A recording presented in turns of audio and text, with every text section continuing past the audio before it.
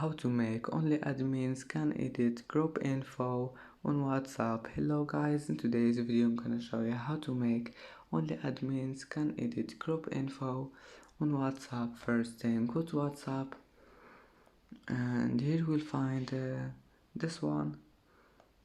Select any group you want like this one and then click here and stop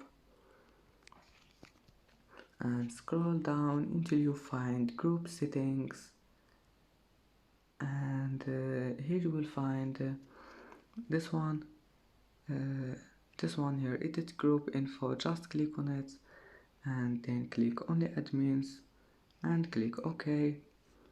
And that's it for today's video.